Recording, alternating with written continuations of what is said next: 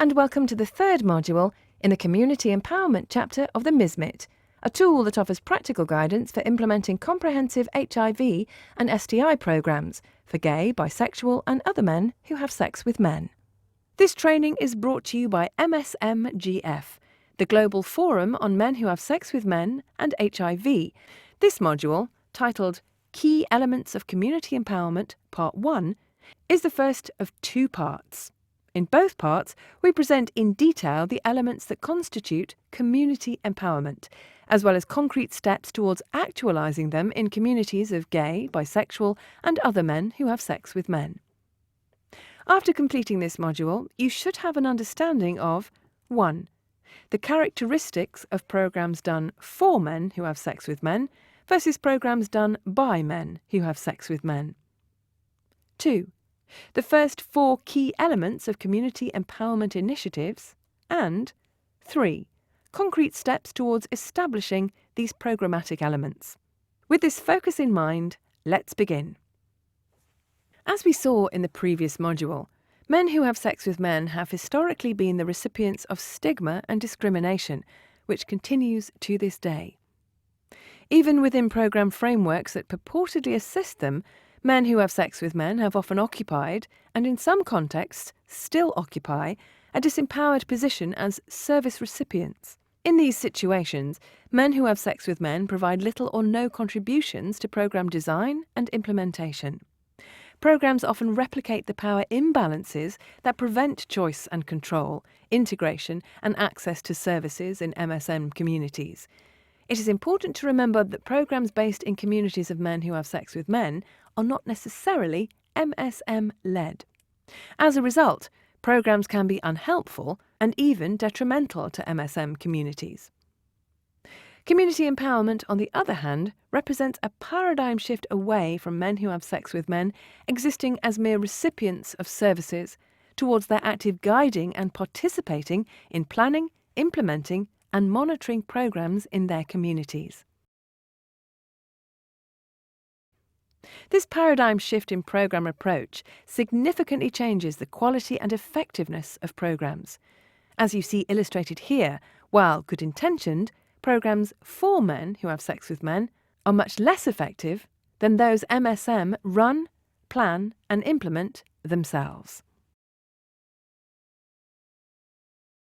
Now let's take a look at the 8 key elements of MSM community empowerment that lead to a reworking of oppressive power dynamics that can result in an increase in community health and well-being. Please note, community empowerment is a process that takes significant time and effort, especially since homosexuality is stigmatized and criminalized in many contexts.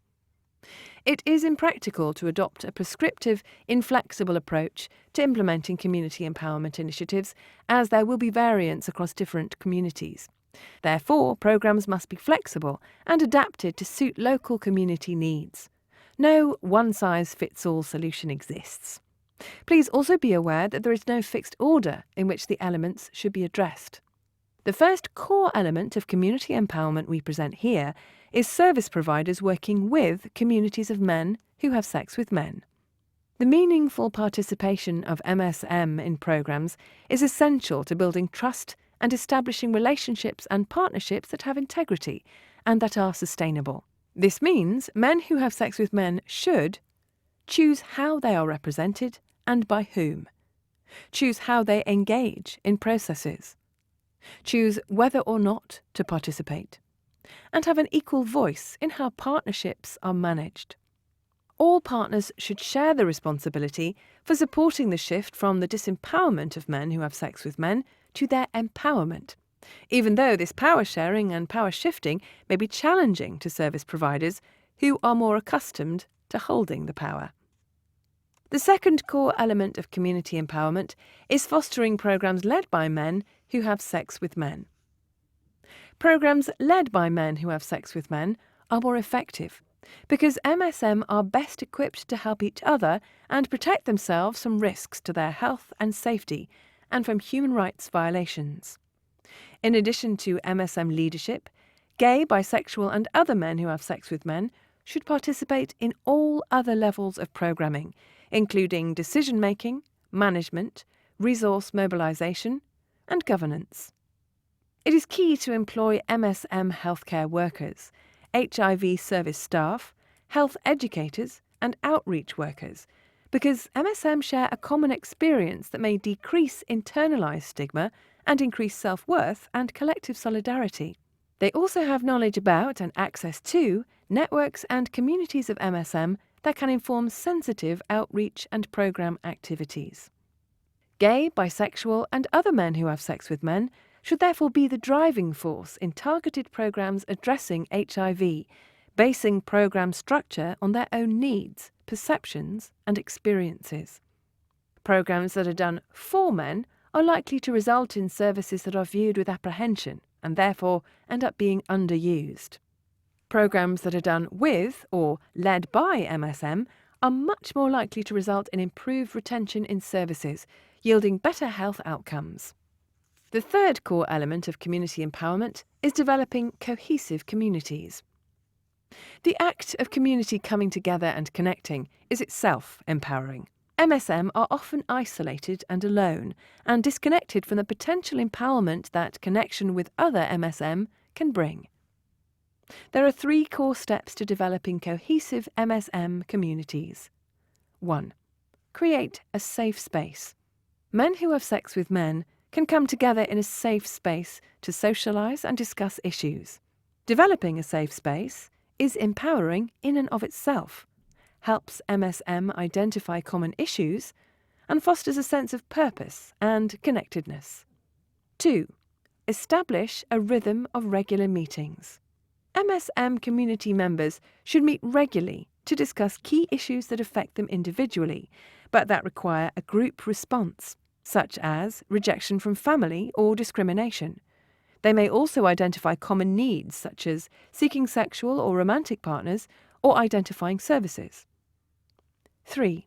Formally establish an organisation.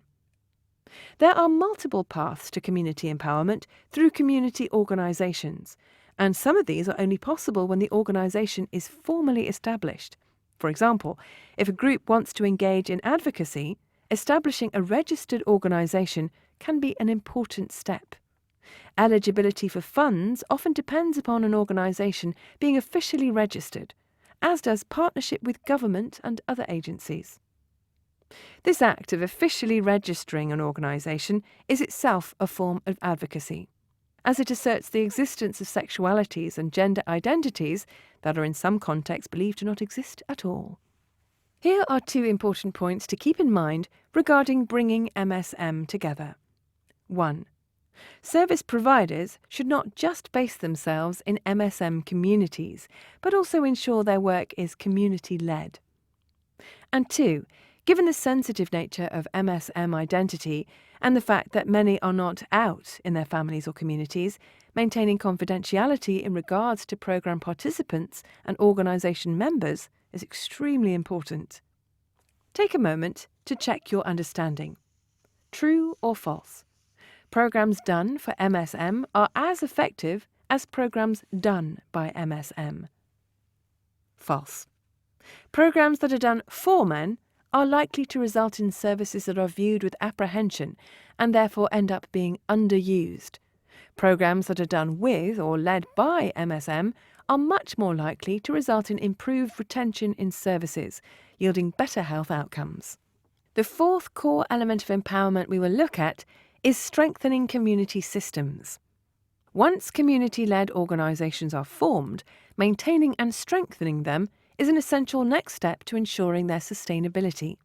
Strong organisations contribute to improved outcomes for health and well-being, respect for people's health and other rights, social and financial risk protection, improved responsiveness and effectiveness of interventions by communities, and improved responsiveness and effectiveness of interventions by health, social support, education, and other services. This makes sense in theory.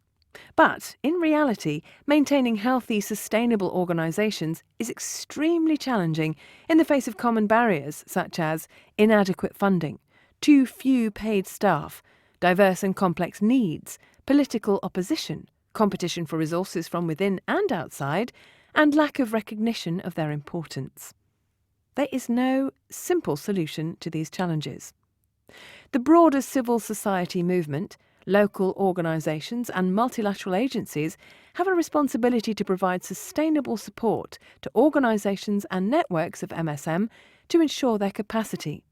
Skill-building trainings and peer-to-peer mentorship are key elements in enhancing community system strength.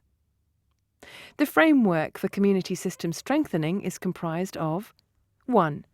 Enabling environments and advocacy. 2. Community networks, linkages, partnerships and coordination. 3. Resources and capacity building. 4. Community activities and service delivery. 5. Organisational and leadership strengthening. And 6. Monitoring, evaluation and planning.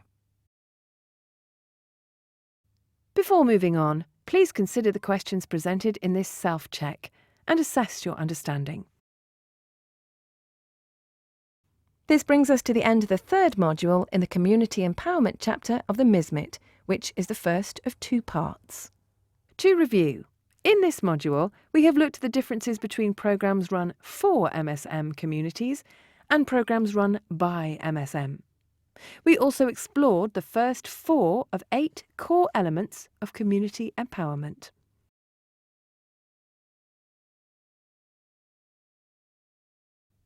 In the next module, we present the 4 remaining elements of the 8 core elements of community empowerment.